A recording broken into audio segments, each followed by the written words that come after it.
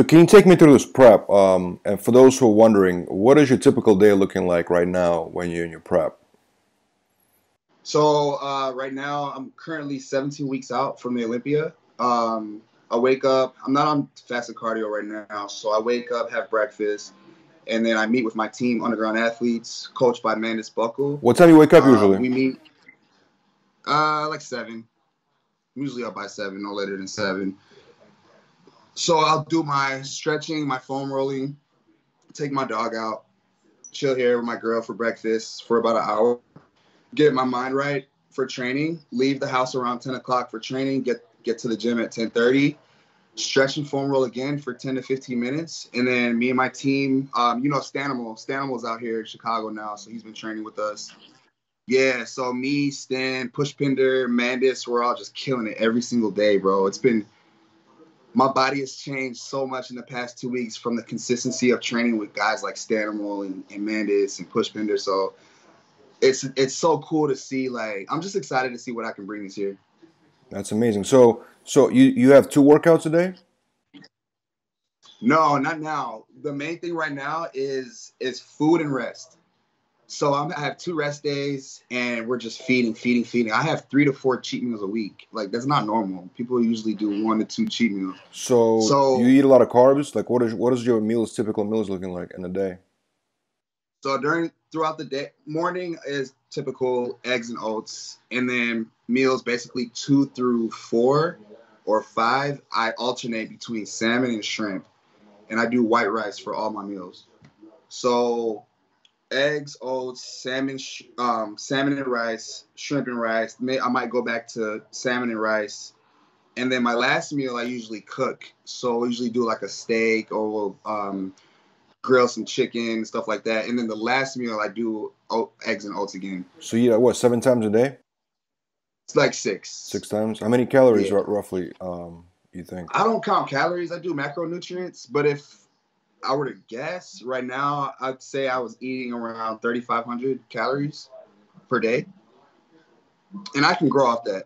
Do you ever do carb cycling? Like let's say one day you eat a lot of carbs, and the next day you eat very little. Do you do that? Like rotate days around?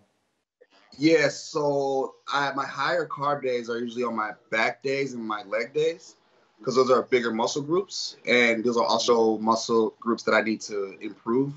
So we always feed me a lot. Usually, actually, it's not even about the carbs. I usually get cheat meals on those days. So the leg days and back days, I get a high caloric surplus. What's your favorite? What's your favorite cheat meal? I don't even know, man. I love pizza. I'm from Chicago, so I love pizza. I love anything Asian, Korean, Japanese, sushi, Chinese food. And then obviously I love American. I love pizza and burgers, fries. For sure, man. What about you? You mentioned you don't do fasted cardio. You normally would do that, like you wake up in the morning and the first thing you do is cardio. That was your normal routine. Yes. Usually about 11, 12 weeks out, I'll start fasted cardio. Right now it's 17. It's not really necessary. Right now I'm just doing about 15 to 20 minutes cardio post workout. But when that 12-week mark comes, I already know that fasted cardio is about to kick in. But you know what I noticed about you and a lot of other men's physique guys, you guys maintain, like, you stay in shape for the most part all year round, right? I mean, like, you know what I mean? In shape meaning that you not a competition shape, but just like you can take a shirt off and go to the photo shoot if you want to. You know what I mean? Yeah, like for me, this is my job now, so I have to look the part. And I'm a Mr. Olympia, so you can't have a Mr. Olympia walking around out of shape. It just doesn't look good. Plus, I enjoy eating. I enjoy my meals. I enjoy my chicken, my shrimp, and rice. I enjoy how I feel after I eat those meals. There's certain meals that I eat, like my cheat meals, that I just don't settle right in my stomach. So if I can know that eating these meals is going to make me feel good, then I just want to keep doing that. For sure, man. So let's talk about, in 2018 was a great year for you, right? You won the Olympia. You said 18? 18 was a great year, right? You won the Olympia in 18. Great Number year. one was a great year, and you went through a lot of kind of drama. I remember it was people doubting you and whatever, but you overcame all that and you were victorious. You know what I mean? 2018 Men's Physique Olympia was the best and biggest men's physique win in all of men's physique history. My 2018 win. That's it. Nobody else beat a 4-time champion. Nobody else is a current Arnold Classic champion and a Mr. Olympia champion. Nobody. Sadiq got close, but he got the Arnold. He didn't get the Olympia. Andre got close. He's got 3 Arnolds, but he doesn't have Olympia. Raymond has one Olympia, but no Arnolds. Jeremy has 4 Olympias and no Arnolds. So I'm the only men's physique athlete with both an Arnold Classic and a Mr. Olympia title. Not only that, I'm the only men's physique Mr. Olympia that has competed outside of after winning the Olympia. So if you remember in 2018, I won the Olympia. The very next week, I went to Korea, won the Korea Pro. 2 weeks later, I went to Japan, won the Japan Pro. And a month later, I went to China and won the China Pro. That's a good point, so most people, they stop competing after they win the Olympia, right? Exactly. When you win the Mr. Olympia, I think we talked about this in Generation R3. But when you win, most guys, I don't know who else does it. I think I've been the only one. When you win the Mr. Olympia, you only compete at the Mr. Olympia. So I was the first men's physique Mr. Olympia to compete outside of the Mr. Olympia. Yeah, no, that's a good point, man. I mean, it was a great year for you, man, and congratulate you on that, obviously. Thank you. So going to the next Olympia, 2019, right? You got the 4th place. So what do you think happened? Do you think it was do you think you deserved to place higher than that one? And if not, why do you think you went down through 4th place? In your opinion? Nah, they picked the best winner on that day. So for these shows, it's all about who brings the best package that day. And I was perfect all the way up to probably 2 days out. I took a good progress pick. And I think that Friday, things started kind of going downhill for me. I was doing too much. Fridays, I need to just chill. That Friday, I had to do an expo for a couple hours. Then I had to eat this meal. Then I had to meet my coach here and go back here. So I was all over the place, bro, till 1 in the morning. I didn't get to back to my hotel till 1 in the morning, the day before the show. So because of all those things going on, I think it added a lot of stress on my physique. And at that point, when you're that close to a show, anything you do, it can affect your physique. So I think I was just stressed, man. And you could see it in my physique. You could see it in my face, my mental. I wasn't all the way there. I wasn't who I normally am. And I didn't bring 100% Brandon Hendrickson. I'm honestly embarrassed of what I brought. I can admit that. And I'm comfortable with talking about that because I know the mistakes that were made and I know what I need to do to fix them.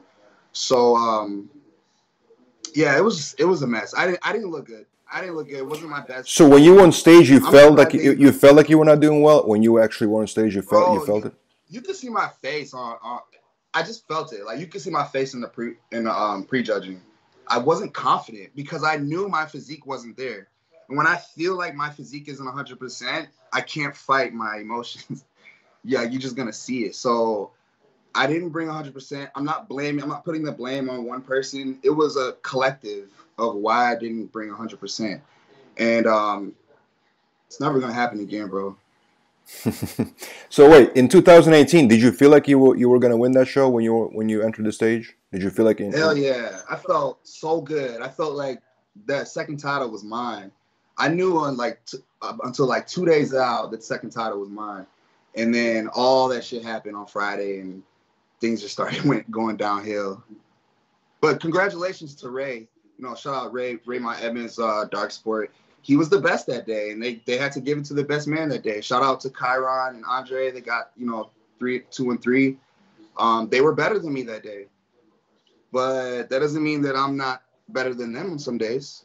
That doesn't mean I'm not going to be better than them this year. Sure. Now, is it difficult? So going to 2020, right? Is because you were the champion, right? Then you got to 4th place. So is it tough to? You think it's gonna be tough for you to go back on that and compete? No, because this is a great story, bro. This is a great story. This is the perfect example of facing adversity and beating it. I won the Olympia. I get 4th place, and now I have to redeem myself. Can you imagine me winning the Olympia, getting 4th place, and then the next year winning the Olympia again? That story. that story of redemption. I want to live that story, bro. The story's in my head, so I'm just trying to work it. I want to write it down, make it history. I'm so excited. So you feel like you're definitely winning this year? I'm winning the show, bro. Nobody's training like me. Nobody's training like me right now. And the changes that I'm making every single week, and the changes that I'm gonna make for another 17 weeks, I don't know, man. I don't think nobody's gonna catch me in 17 weeks. Who do you think will be in the top? Okay, who do you think will put up the most fight this year against you? I know you. Obviously, everybody can come through out of nowhere and win. You know what I'm saying? But who do you think is going to be in that top three competing against you?